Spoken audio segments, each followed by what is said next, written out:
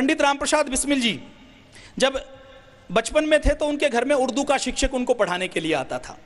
वो बचपन में पढ़ाई करते थे। बचपन में पढ़ाई करते करते उनकी संगत कुछ बुरी संगत आई। मिडिल की जब परीक्षा थी 14 वर्ष की आयु में 1911 में उनकी संगत बिगड़ गई। उनकी संगत बिगड़ गई तो उन्होंने सिगरेट पीना शुरू कर दिया, उपन्यास पढ़ना शुरू कर दिया और वो रोज एक एक दिन में 50 से 60 सिगरेट पी जाते थे। जैसा सोसाइटी में होता है, समझ थी नहीं तो 50 से 60 सिगरेट पीते थे, पूरे दिन उपन्यास पढ़ते थे। उनका जीवन एक तरीके से गलत जीवन बन गया था, दूषित जीवन बन गया था। तो उनके जीवन में आर्य समाज का प्रवेश हुआ। उनको एक महात्मा मिले, पूज्य स्वामी सोमदेव जी महाराज। पूज्य स्वामी सोमदेव जी महाराज के जब वो संपर्क में आए 14 वर्ष की आयु में, तो उनके संपर्क में आते ही उन्होंने सत्यार्थ प्रकाश उनको पढ़ने के लिए दी।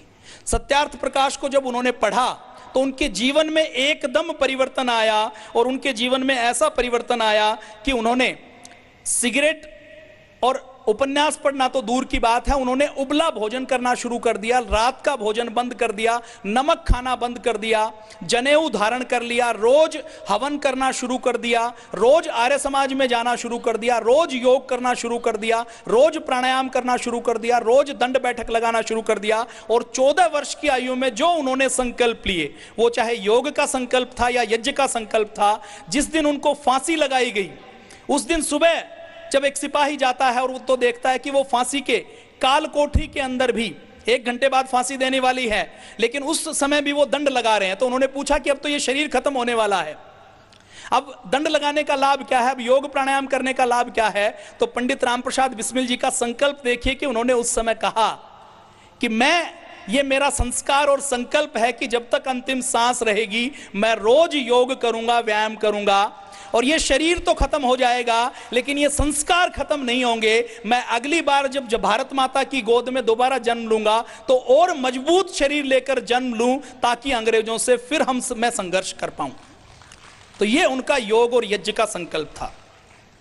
तो सत्यार्थ प्रकाश को पढ़कर पंडित रामप्रसाद बिस्मिल जी के जीवन में परिवर्तन आया और उन्होंने संकल्प लिया कि मैं अखंड ब्रह्मचर्य का पालन करूंगा। 14 वर्ष की उम्र में उनका लिया हुआ संकल्प उन्होंने 30 वर्ष की आयु तक फांसी के फंदे को चूमने से पहले तक उन्होंने निभाया। इसी प्रकार पूज्य स्वामी जी महाराज को आज हम देखते हैं तो आज के अध्यात्म जगत के जितने बड़े नाम हैं उसमें पूज्य स्वामी जी महाराज का व्यक्तित्व तो ऐसा दिखता है जिन्होंने सन्यास को नया गौरव और नई गरिमा दी है, जिनका जीवन अखंड ब्रह्मचर्य का जीवन है। पंडित रामप्रसाद बिस्मिल जी जैसा जीवन है। अब 1916 में क्या हुआ, 1916 में भाई परमानंद नाम के क्रांतिकारी थे, उनको अंग्रेजों ने फांसी की सजा दे दी।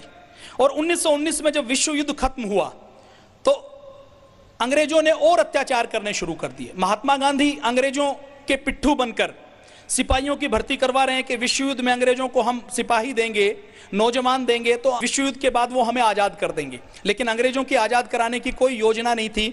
तो 1916 में ही पंडित रामप्रसाद बिस्मिल जी ने संकल्प ले लिया कि मैं अपना पूरा जीवन क्रांतिकारी कार्यों के लिए लगाऊंगा और पूरा जीवन अंग्रेजों से संघर्ष करूंगा। 19 वर्ष की अवस्था में जो उन्होंने संकल्प लिया वो 30 वर्ष की अवस्था तक लगातार उसको निभाते रहे। पंडित रामप्रसाद बिस्मिल जी का और बड़ा योगदान क्या है, महात्मा गांधी ने जो 1921 में असहयोग आंदोलन शुरू किया उसको करने के लिए महात्मा गांधी तैयार नहीं थे।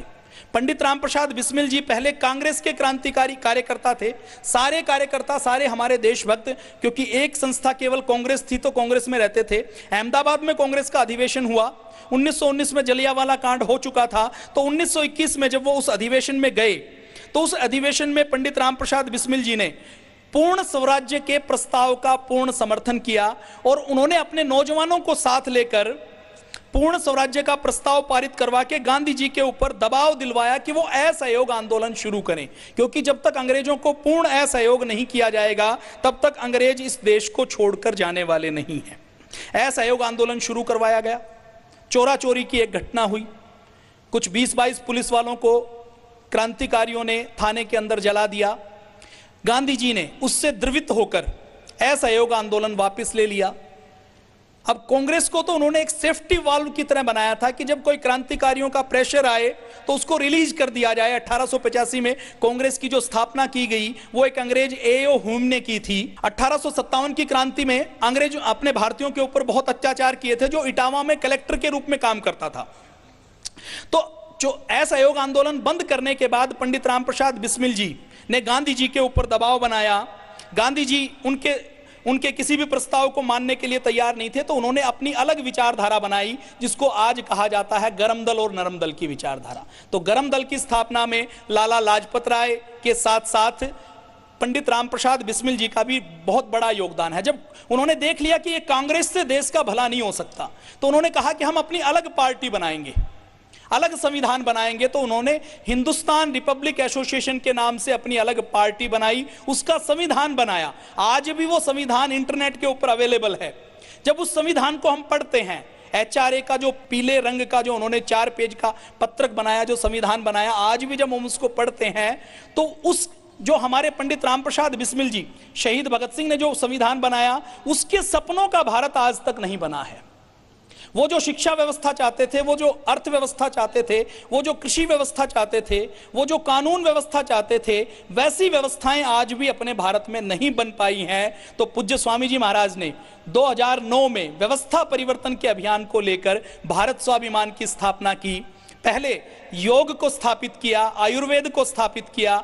आयुर्वेद और योग की क्रांति के बाद पूज्य स्वामी जी महाराज ने व्यवस्था परिवर्तन का एक कदम माननीय मोदी जी को प्रधानमंत्री बनाने के लिए सत्ता परिवर्तन में अपना विशेष योगदान दिया। 2010-11 में जहां भ्रष्टाचार पूरे देश में समाया हुआ था, लाखों करोड़ के घोटाले होते थे, तो ऐसा लगता था कि ये तो सब नॉर्मल है, ये तो सामान्य है। पूज्य स्वामी जी महाराज ने 2011 में भ्रष्टाचार और काले धन को मुद्दा बनाया। 2014 में चाणक्य बनकर चंद्रगुप्त के रूप में मोदी जी को प्रधानमंत्री बनाया, और 2014 के बाद आप देख रहे हैं कि देश में बहुत कुछ अच्छा हुआ है।